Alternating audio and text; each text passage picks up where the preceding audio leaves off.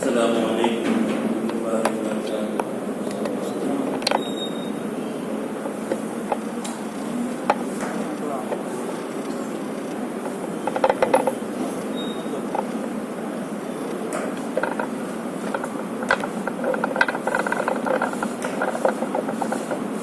اعوذ باللہ من الشیطان الرجیم بسم اللہ الرحمن الرحیم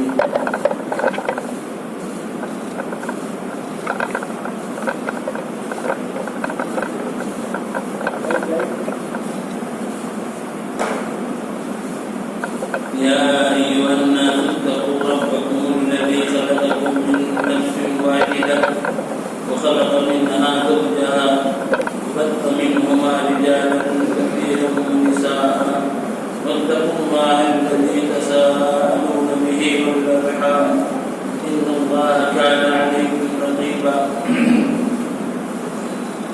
دینی بھائیوں، اسلامی خواتین، آج تراویح کی نماز میں اپنے سورہ نساء کو سنا ہے۔ 6 رکعتوں میں آپ نے سورہ نساء کی تلاوت سنی ہے اور آخری 2 رکعت میں سورہ مائدہ کو سنا ہے، یہ سورہ مائدہ کا شروع کا حصہ۔ آج کا یہ درس سورہ نساء سے ہے۔ نساء بھی جانتے ہیں کہ عورتوں کو عربی میں نساء کہا جاتا ہے، اور اس سورت کا نام نساء رکھا گیا۔ اس کی وجہ یہ بھی ہے کہ اس کی پہلی آیت ہی میں نساء کا لفظ آیا ہوا ہے، اور ایک وجہ یہ بھی کہ سورت میں عورتوں کے احکام کو بیان کیا گیا ہے۔ زمانہ جاہلیت میں جہاں ظلم کی بہت ساری شکلیں موجود تھیں، انہی میں سے ایک شکل یہ بھی تھی کہ عورتوں پر ظلم ہوتا تھا۔ اس صورت میں عورتوں کے حقوق کو بیان کیا گیا ہے اور ان کے بہت سارے احکام کو اللہ رب العالمین نے بیان کیا ہے سورت کے اندر۔ اس کی پہلی آیت جو میں نے آپ کے سامنے پڑھی، یہ آیت بڑی امپورٹنٹ ہے، اور اس آیت کو اللہ رب العالمین نے تمہید کے طور پر ذکر کیا ہے۔ اللہ نے کیا فرمایا؟ اے لوگو، اپنے اس پروردگار سے ڈرو، اس رب سے ڈرو جس نے تم کو ایک جان سے پیدا کیا اور اسی سے اس کی بیوی کو پیدا کیا، اور پھر ان دونوں سے بہت سارے مردوں اور عورتوں کو زمین میں پھیلا دیا۔ واتقوا اللہ الذی تساءلون بہ والارحام، اور اس اللہ سے ڈرو جس کے واسطے سے تم ایک دوسرے سے سوال کرتے ہو، اور رشتوں کو توڑنے سے، رشتے ناطے کو توڑنے سے بچو۔ ان اللہ کان علیکم رقیبا، اللہ رب العالمین تمہاری اوپر نگہبان ہے۔ یہ آیت کریمہ، آپ اس آیت کو دیکھیے، اس آیت میں رب کائنات نے تقوی کا حکم دیا۔ اتقوا ربکم، اپنے اس رب سے ڈرو، تقوی کا حکم دیا جس رب نے تمہیں پیدا کیا ایک جان سے۔ اللہ رب العالمین نے یہاں ایک پیغام دیا ہے پوری انسانیت کو، اور یہ میسج کیا ہے کہ پوری انسانیت، پوری نسل انسانی، یہ سب کے سب ایک ہی آدم کی اولاد ہے، ایک ہی آدم کی، ایک فرد کی اولاد ہے۔ کسی بھی دھرم کے ماننے والے ہوں، کسی بھی مذہب کے پیروکار ہوں، لیکن سب ایک ہی فرد کی اولاد ہے، آدم علیہ السلام کی۔ گویا کہ یہ سب کے سب آدم کا گھرانہ اور آدم کا کنبہ ہے۔ اس اعتبار سے جب ایک انسان کو یہ معلوم رہے، اس کے دماغ میں یہ بات رہے کہ سارے کے سارے انسان ایک ہی فرد کی اولاد ہیں، اسی کی ضروریت ہے، تو پھر اسے چاہیے کہ ایک دوسرے کے اوپر ظلم نہ کرے، ایک دوسرے کی حق تلفی نہ کرے، ایک دوسرے کو حقوق کا خیال رکھے، اور سب کے کے سب کو چاہیے کہ ایک رب کی عبادت کریں، اسی کی پوجا کریں. یہ پیغام ہے اس آیت کے اندر. اور ظاہر ہے کہ اللہ رب العالمین نے آدم علیہ السلام کو بنایا، ان کا پتلا بنایا، ان میں روح پھونکی، اور پھر انہی آدم سے ان کی بیوی حوا کو نکالا. اب اس کے بعد جو بھی نسل انسانی آگے بڑھی پھیلی، وہ سب نکاح کے ذریعے آگے بڑھی. نکاح کے ذریعے سے آدم علیہ السلام کی جو اولاد تھی ان کا نکاح ہوتا تھا، اور پھر اسی نکاح کے ذریعے سے یہ نسل آگے بڑھتی گئی اور رشتے بنتے چلے گئے. اللہ رب العالمین نے اس آیت کے اندر رشتوں کا خیال کرنے کا بھی حکم دیا ہے. رشتوں کا خیال کیجیے.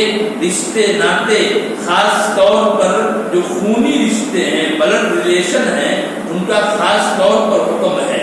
ان کا ایک انسان خاص طور سے خیال رکھے جن سے اس کا خونی رشتہ ہے، اور اس کی بڑی اہمیت ہے. اس کی بڑی اہمیت ہے. ایک حدیث میں آتا ہے کہ یہ رشتہ یہ اہم خونی رشتہ یہ دعا کرتا ہے کہ اے اللہ جو مجھ کو جوڑے تو اس کو اپنے سے جوڑ، اور جو مجھ کو توڑ دے، کاٹ دے، تو اس کو بھی کاٹ دے. بلکہ ایک روایت میں اور آتا ہے کہ جب اللہ رب العالمین نے زمین و آسمان کو پیدا کیا تو یہ رحم رشتہ داری یہ کھڑی ہو گئی اور اللہ رب العالمین سے فریاد کرنے لگی. تو اللہ رب العالمین نے کہا کیا تمہارے لیے یہ کافی نہیں ہے کہ جو تجھ کو جوڑے گا میں اس کو اپنے سے جوڑوں گا، اور جو تجھے کاٹ دے گا میں اس کو اپنے سے الگ کر دوں گا. اس طریقے سے بہت ہی امپارٹنٹ چیز ہے. لوگ اس کو دین کا حصہ نہیں سمجھتے، جبکہ یہ بھی دین کا حصہ ہے. ایک انسان کے ایک انسان رشتوں کو جوڑ کر کے رکھے، اس کے بھائی ہیں، اس کی بہنیں ہیں، اس کے اور دوسرے رشتے دار ہیں، ان تمام کو رشتے ناطوں کو جوڑنا یہ بہت ہی امپورٹنٹ ہے اسلام کے اندر. آگے اللہ رب العالمین نے اس سورت کے اندر بہت سے احکام کو بیان کیا. اتنے احکام ہیں کہ ان کو کیسے بیان کیا جائے سمجھ میں نہیں آتا. بہت سے احکام. دیکھیے یتیموں کے بارے میں اللہ رب العالمین نے حکم دیا. یتیم جس کے والد کا انتقال ہو گیا، ابھی وہ آدمی بچہ ہے اور اس کے بچپنے میں اس کے والد کا انتقال ہو گیا. اب ظاہر ہے کوئی اس کا گارجین بنے گا، اس کا چچا گارجین بنے، کوئی اور بنے، کوئی بنے گا جو اس کی بھی دیکھ بھال کرے گا اور اس کے مال کی بھی دیکھ بھال کرے گا. اللہ رب العالمین نے ان یتیموں کے تعلق سے بھی خاص ہدایت دی، خاص حکم دیا کہ یتیموں کے مال کی حفاظت کی جائے، یتیموں کے مال کی حفاظت کی جائے، اور جو ذمہ دار ہے اس یتیم کا اور اس کے مال کا، وہ اس مال میں کوئی غلط تصرف نہ کرے، اس مال کو بیجا طریقے سے مت کھائے. وہ اس کو دیکھ بھال کر رہا ہے، ٹھیک ہے اس کو دیکھ بھال کرے. اگر وہ فقیر ہے، محتاج ہے تو اس میں سے وہ لے سکتا ہے، اور اگر وہ مالدار ہے تو پھر اس کو اس میں سے لینے کی ضرورت نہیں ہے، اور اس مال کی حفاظت کرے. ایسے ہی یتیم عورتیں ہوتی تھی، یتیم عورتیں بچی ہے اور اس کے باپ کا انتقال ہو گیا. اب ظاہر ہے وہ کسی کے سرپرستی میں جاتی تھی، تو اس یتیم عورت کے اوپر بھی، یتیم بچی، یتیم عورت کا بھی ظلم ہوتا تھا. ایسا ہوتا تھا کہ اس سے لوگ نکاح کرتے اور ٹھیک سے اس کا مہر نہیں دیتے. تو اللہ رب العالمین نے ان کو بھی خاص ہدایت کی کہ ان کو اگر تم ان سے نکاح کرنا چاہتے ہو تو تم ان کو پورا مہر دو، پورا ان کو مہر دو. اس میں کسی بھی طرح کی کوتاہی کی گنجائش نہیں ہے. اور اگر تم کو ان سے نکاح نہیں کرنا ہے کسی اور سے ان کا نکاح کر دو، تم کسی اور سے کر لو. یہ ہدایتیں ہیں. عورتوں کے بارے میں ہدایات موجود ہیں. یتیم کا مال کوئی اگر کھا جائے ناحق تو اس پر نہایت سخت وعید ہے، نہایت سخت وعید. اللہ نے فرمایا ان الذین یاکلون اموال الیتامی ظلما انما یاکلون فی بطونہم نارا سیصلون سعیرا. تو جو لوگ یتیموں کا مال ناحق طور پر کھاتے ہیں وہ اپنے پیٹ پیٹ میں آگ کا انگارہ بھر رہے ہیں اور یہ لوگ جہنم میں جائیں گے۔ تو اللہ رب العالمین نے اتنی سخت تاکید کی۔ اس کے علاوہ عورتوں پر ظلم کی ایک شکل یہ بھی تھی کہ عورتوں کو وراثت سے محروم کیا جاتا، ان کو حصہ نہیں دیا جاتا، یہ بھی ایک صورت تھی ظلم کی۔ اور یہ ظلم تو اللہ رب العالمین رحم فرمائے، یہ ظلم تو آج بھی موجود ہے۔ آج بھی مسلم معاشروں میں، مسلم سماج میں یہ ظلم موجود ہے۔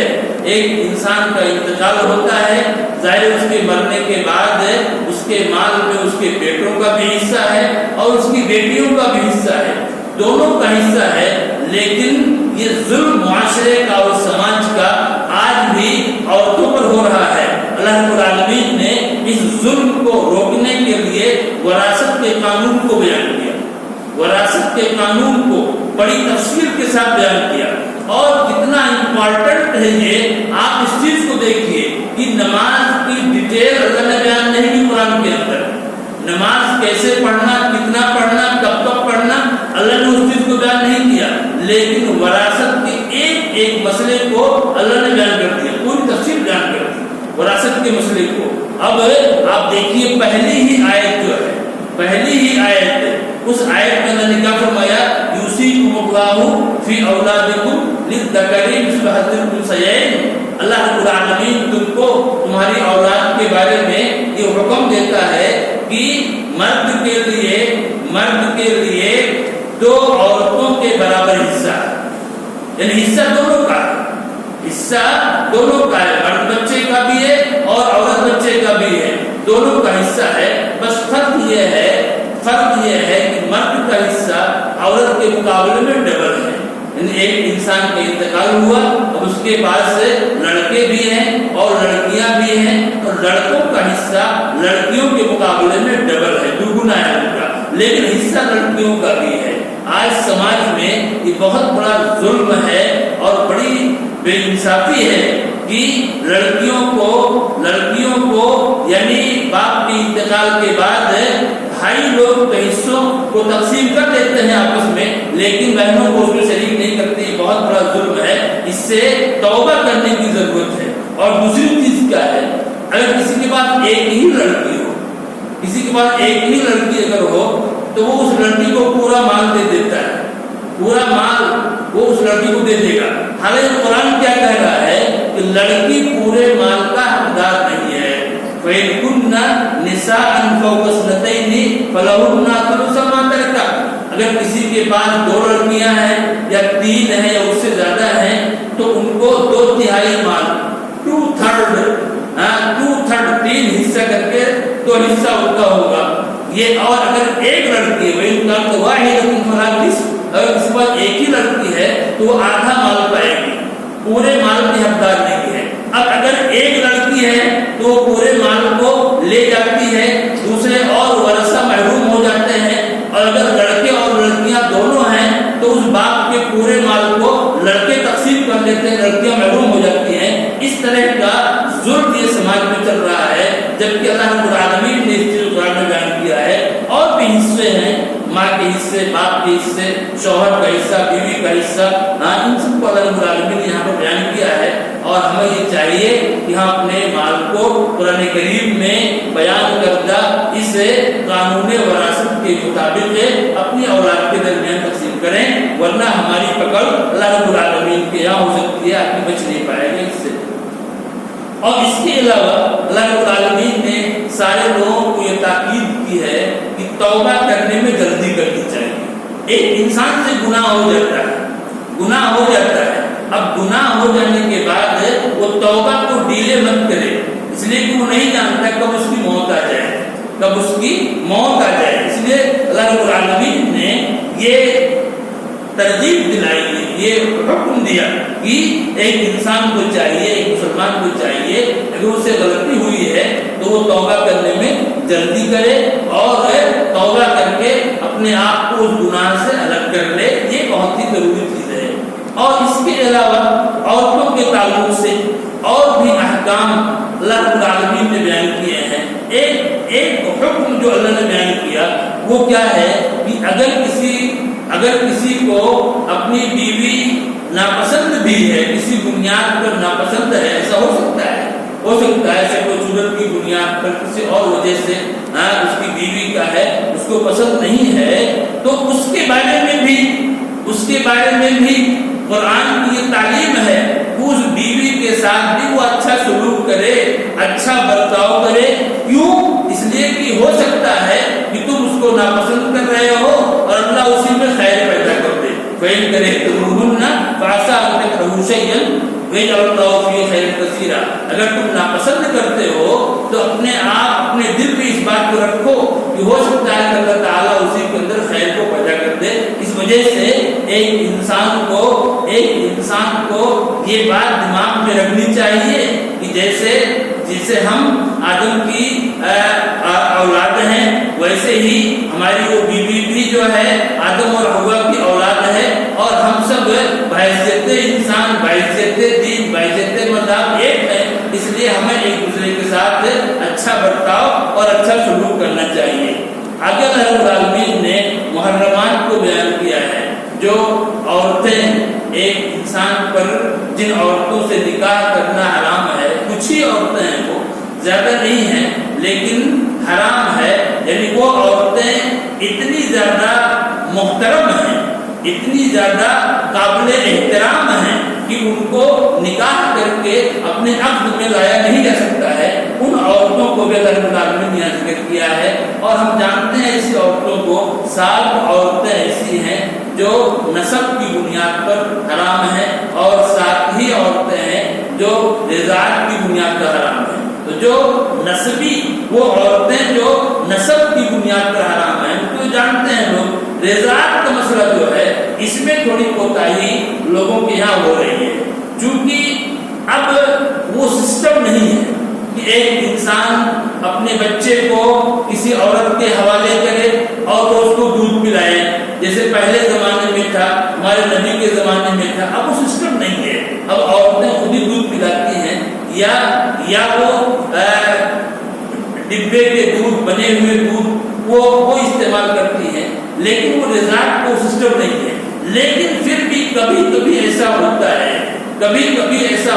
ہے کہ کبھی کسی عورت نے کسی بچے کو دودھ پلا دیا، کسی عورت نے اپنی بہن کے بچے کو دودھ پلا دیا، کسی عورت نے اپنی بیٹی کے بچے کو بھی دودھ پلا دیا، اچانک ضرورت پڑی تو اس طرح کی چیزیں ہوتی ہیں، ایسے واقعات آ رہے ہیں۔ اس تعلق سے بھی احتیاط کی ضرورت ہے۔ جتنے رشتے نسب سے حرام ہیں، جیسے کہ ہماری نسبی بیٹی ہے، بہن ہے، پھوپھی ہے، خالہ ہے، بھتیجی ہے، بھانجی ہے، یہ سب یہ حرام ہے۔ اگر کسی عورت بچے نے کسی عورت کا دودھ پیا ہے تو یہ سارے رشتے دودھ پینے کے بعد اس عورت سے ثابت ہو جائیں گے۔ وہ عورت اس بچے کی ماں ہو جائے گی، رضائی ماں ہوگی، اور اس عورت کا شوہر اس بچے کا رضائی باپ ہو جائے گا، اور اسی طریقے سے اس عورت کے جو بچے ہوں گے وہ اس بچے کے رضائی بھائی بہن ہو جائیں گے۔ یہ سارے رشتے ہیں۔ اس لیے اگر کبھی ایسا ہو تو اس چیز کو عورتوں کو چھپانا نہیں چاہیے، بلکہ اس کو بتانا چاہیے، اور اس معاملے میں عالم سے فتویٰ لے کر کے تبھی نکاح کا کوئی قدم اٹھانا چاہیے، کوئی ضروری چیز ہے۔ اور اس کے علاوہ اللہ رب العالمین نے دوسرے اور محرمات کو بھی بیان فرمایا ہے، اور پھر اس کے بعد اللہ رب العالمین نے یہ ذکر کیا کہ مرد جو ہے، یہ گھریلو معاملات میں مرد کیا ہے، یہ حاکم ہے۔ دیکھیے کوئی بھی ادارہ ہو، کوئی بھی چیز ہو، جب تک کہ اس کا کوئی ایک حاکم نہ ہو، کسی ایک کو بڑا نہ مانا جائے، وہ چل نہیں سکتا ہے۔ اب ایک گھر بھی جس میں آدمی ہے، اس کی بیوی ہے، اس کے بچے ہیں، اب وہ گھر بھی جب تک کسی ایک کو حاکم نہ مانا جائے وہ چل نہیں سکتا ہے۔ اسلام یہ کہہ رہا ہے کہ یہ جو فیملی ہے ایک انسان کی، اس فیملی میں حاکم کون ہے؟ مرد ہے۔ اس لیے کہ مرد کو اللہ رب العالمین نے جو خوبیاں دی ہیں وہ عورتوں کے اندر نہیں ہیں۔ بعض ایسی خوبیاں، طاقت، قوت، کمانے کی صلاحیت اور فیصلے کی قوت، یہ چیزیں جو ہے اتنی عورتوں میں نہیں ہیں. اس لیے قرآن یہ کہہ رہا ہے کہ مرد کیا ہے؟ یہ قوام ہے. مرد یہ قوام ہے اور مرد کی حاکمیت کو، مرد کے حاکم ہونے کو عورتوں کو تسلیم کرنا چاہیے. اور اسی وجہ، یہی وجہ ہے کہ اللہ رب العالمین نے اسی آیت میں نیک بیوی کی صفت بیان کی. کیا فرمایا؟ فالصالحات قانتات حافظات للغیب بما حفظ اللہ. نیک بیوی وہ ہے جو اپنے شوہر کے حکم کو ماننے والی ہو، اس کی فرما برداری کرنے والی ہو، اور حافظات للغیب بما حفظ اللہ، اور اس کی غیر موجودگی میں وہ اس کے مال کی اور اپنے نفس کی حفاظت کرنے والی ہو. وہ کیا ہے؟ نیک بیوی ہے. تو ایک عورت کی یہ ذمہ داری ہے کہ وہ اپنے شوہر کو قوام سمجھے، حاکم سمجھے، اور اس کی اطاعت کرے، فرمانبرداری کرے، اور اسی طریقے سے اس کی غیر موجودگی کو، اس کے مال کی حفاظت کرے. یہ نیک بیوی کی پہچان بتائی گئی ہے شریعت کے اندر، اسلام کے اندر. اور اس کے ساتھ ساتھ اللہ رب العالمین نے گھریلو، اگر گھر میں بگاڑ ہو جائے، فیملی میں میاں بیوی میں بگاڑ ہو جائے، اختلاف ہو جائے، تو اس کو درست کرنے کا طریقہ بھی اللہ نے بتایا. کہ ایسا نہیں کہ ذرا بگاڑ ہوا، اختلاف ہوا اور آدمی طلاق دے کر کے چھوڑ دے. نہیں، یہ تعلیم اسلام کی نہیں ہے. اسلام کی تعلیم کیا ہے کہ آپ ان کو سمجھائیے، پہلے آپ ان کو سمجھائیے. اگر بات سمجھ میں آ جائے ٹھیک ہے، کوئی بات نہیں. اور اگر بات سمجھ میں نہیں آتی ہے تو پھر دوسرا قدم اٹھائیے، بستر کو الگ کر دیجیے. اگر اس میں بھی اصلاح ہو جائے تو ٹھیک ہے، اگر اس میں بھی اصلاح نہ ہو تو ہلکی مار کی بھی اجازت جو ہے قرآن دے رہا ہے، کر سکتے ہیں. اگر اس سے بھی اصلاح ہو جائے تو بھی کچھ اور کرنے کی ضرورت نہیں ہے. اگر اس سے بھی بات نہیں بنتی ہے تب قرآن کا یہ بیان ہے کہ دونوں طرف سے جو بڑے بوڑھے لوگ ہوں یا جو سمجھدار لوگ ہوں، وہ بیٹھ کر کے اس دونوں کے معاملات کو سنیں اور پھر وہ اس معاملے کو سدھارنے کی کوشش کریں. یہ تعلیم دی اللہ رب العالمین نے. یہ عورتوں کے حقوق کو اسلام نے بیان کیا. اور صرف عورتوں کی بات نہیں ہے، آگے آیت میں اللہ رب العالمین نے دوسرے لوگوں کے حقوق کو بھی بیان کیا. کیا فرمایا؟ وَاعْبُدُوا اللَّهَ وَلَا تُشْرِكُوا بِهِ شَيْئًا وَبِالْوَالِدَيْنِ إِحْسَانًا. والدین کے حقوق کو بیان کیا، کیونکہ سب سے مقدم حق ایک انسان پر اس کے والدین کا ہے. سب سے بڑا احسان ایک انسان پر اس دنیا میں اس کے والدین کا ہے. اس لیے والدین کے حق کو پہلے بیان کیا. وَبِذِي الْقُرْبَى، اور پھر اس کے رشتہ دار، قرابت دار، جو جتنا ہی قریبی ہے اس سے اتنا ہی زیادہ. ایسے یتیموں کے ساتھ اچھا سلوک کرنے کی تعلیم دی گئی. والمساکین، مسکینوں کے ساتھ، جو معاشرے میں کمزور لوگ ہیں، دبے کچلے لوگ ہیں، محتاج ہیں، ان کے ساتھ. والجار ذی القربى، اور پڑوسی کے ساتھ اچھا سلوک کرو. پڑوسی دو طرح کے ہوتے ہیں، ایک رشتہ دار پڑوسی اور دوسرا اجنبی پڑوسی. اگر کوئی پڑوسی آپ کا ایسا ہے جو آپ کا رشتہ دار بھی ہے، قرابت دار بھی ہے، تو اس کا دوہرا حق ہے. ایک پڑوس کا حق اور دوسرے رشتہ داری کا حق. اور دوسرا وہ پڑوسی ہے جو آپ کا پڑوسی تو ہے لیکن آپ کا رشتہ دار نہیں ہے، اس کا بھی حق ہے. ایسے وہ صاحب الجنب، ایسے ہی وہ آدمی جو آپ کے ساتھ تھوڑے ٹائم کے لیے رہا، آپ سفر کر رہے ہیں، سفر میں تھوڑی دیر کے لیے رہا، یا آپ کے ساتھ وہ پارٹنر ہے یا اور کسی بھی طرح کا شیئر کر رہا ہے تو وہ آپ کے ساتھ تھوڑے ٹائم کے لیے ہے، اس کے ساتھ بھی آپ کو اچھا برتاؤ کرنا ہے، اچھا سلوک کرنا ہے. ایسے ہی مسافروں کے ساتھ، کوئی مسافروں کی خدمت کرنا، مسافروں کی ضیافت کرنا، ان کا خیال کرنا، اس کی بھی تعلیم ہے اس آیت کے اندر. ما ملکت ایمانکم، اور جو تمہارے نوکر چاکر ہیں، غلام ہیں، تمہارے جو غلام ہیں ان کے ساتھ بھی تمہیں اچھا سلوک کرنا ہے، ان کی حاجتیں پوری کرنی ہے. اس لیے کہ یہ ایک سسٹم ہے دنیا کا ایک سسٹم ہے. دنیا کو، اس سسٹم کو چلانے کے لیے اللہ رب العالمین نے کسی کو بڑا بنایا، کسی کو چھوٹا छोटा बनाया, किसी को हाकिम बनाया, किसी को महकूम बनाया, किसी को आका बनाया, किसी को नौकर बनाया, इस सिस्टम को चलाने के लिए। इसका मतलब ये कतान नहीं है कि एक इंसान ये सोचे कि मैं बड़ा हूँ, वो छोटा है, और मैं ऊंचा हूँ, वो नीचा है। इस सोच के लिए रब्बे कायनात ने इस तरह लोगों को नहीं बनाया है। आप खुद देखिए, नबी अकरम सल्लल्लाहु अलैहि वसल्लम के जमाने में जब भी गुलाम ऐसे होते थे कि एक आका, एक इंसान उनका मालिक होता था, उनको चाहे तो बेच दे, खरीद ले, ऐसे गुलाम होते थे। उन गुलामों के बारे में अल्लाह के नबी सल्लल्लाहु अलैहि वसल्लम ने फरमाया, इख्वानुकुम जअलहुमुल्लाहु तहता अयदीकुम। आपने फरमाया कि सुनो, ये तुम्हारे भाई हैं। लोगों को तालीम दी, ये तुम्हारे जो गुलाम हैं, ये तुम्हारे भाई हैं। अल्लाह ने इनको तुम्हारे अंडर में कर दिया है, तुम्हारे कंट्रोल में कर दिया है। ये अल्लाह का एक निजाम है, लेकिन तुम्हारे भाई हैं, इसलिए तुम्हें इनका पूरा ख्याल करना है और किसी भी तरह से इनकी हक तलफी न होने पाए। अल्लाह रब्बुल आलमीन ने इन हुकूक को इस सूरत में बयान फरमाया। और इसके अलावा इस सूरत के अंदर आप देखेंगे बहुत सारे अहकाम हैं। कुफ्फार जहन्नम में किस तरह से जलेंगे, कुरान कह रहा है कि जब उनकी चमड़ी जल जाएगी, एक चमड़ी जलेगी तो अल्लाह रब्बुल आलमीन जो है दूसरी चमड़ी उनको पहना देगा, उनके चमड़ी को बदल देगा, उनकी जिल्द को, ताकि वो अजाब पूरे तौर पर छटते हुए चले जाएं।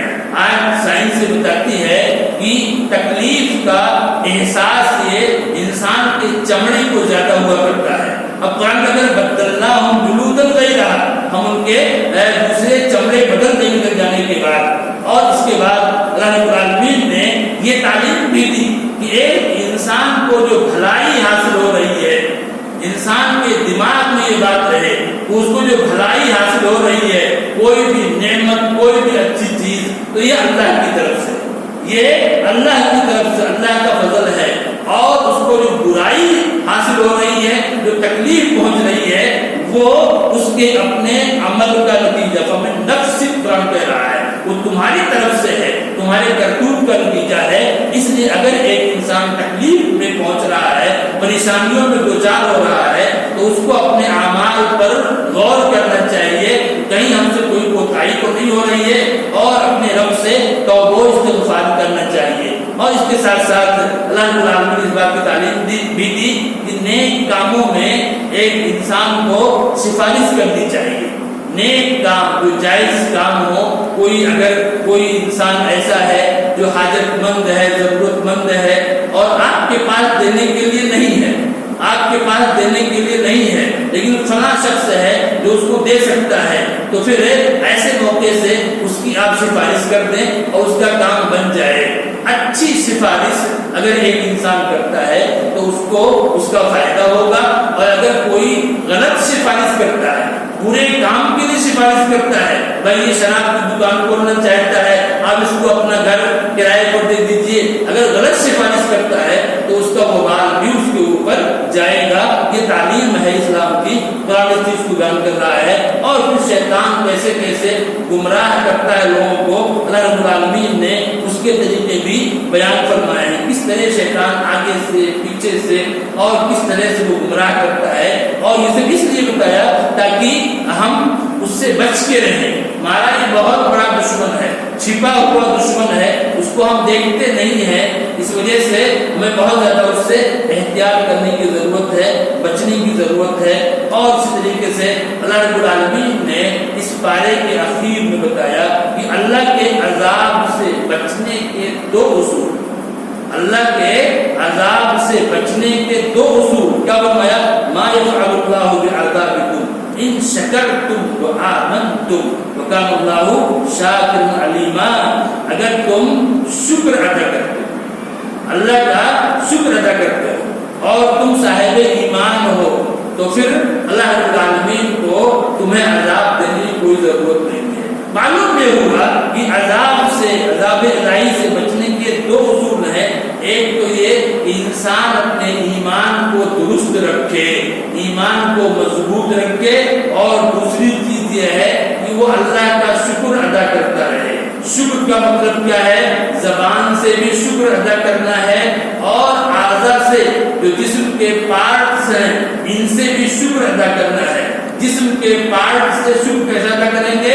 جسم کے جو بھی آپ کے اعضاء ہیں، جو پارٹس ہیں، ان کو اللہ رب العالمین کی اطاعت میں لگائیے، نماز میں لگائیے، دوسرے اور کاموں میں لگائیے، یہ شکر ہے۔ اگر ایک انسان اسے کرتا ہے اللہ رب العالمین کے عذاب سے وہ محفوظ رہے گا۔ اس کے علاوہ اور بھی دوسرے احکام ہیں، تعلیمات ہیں، لمبی صورت ہے یہ، اور ان تمام باتوں کو بیان کرنے کے بعد اللہ رب العالمین نے اخیر میں ایمان اور عمل کی دعوت دی ہے، اخیر میں ایمان اور عمل کی دعوت دی ہے، اور کیا فرمایا؟ یا ایھا الناس قد جاءکم برہان من ربکم وانزلنا الیکم نورا مبینا، اے لوگو تمہارے پاس تمہارے رب کی طرف سے دلیل برہان آ گیا ہے اور ہم نے تمہاری طرف واضح روشنی کو اتار دیا ہے، لہذا اب جو لوگ اس کو مانیں گے، اس کو مضبوطی سے پکڑیں گے، اللہ تعالیٰ ان کو اپنی رحمت اور اپنے فضل میں داخل کرے گا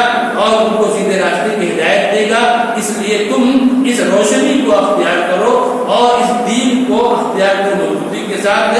اگر اس کو کوئی نہیں مانتا ہے تو اس کے لیے ہلاکت ہے، بربادی ہے اور ناکامی ہے۔ اللہ رب العالمین ہم کو اور آپ سب کو اس دین پر مضبوطی کے ساتھ چلنے کی توفیق عطا فرمائے۔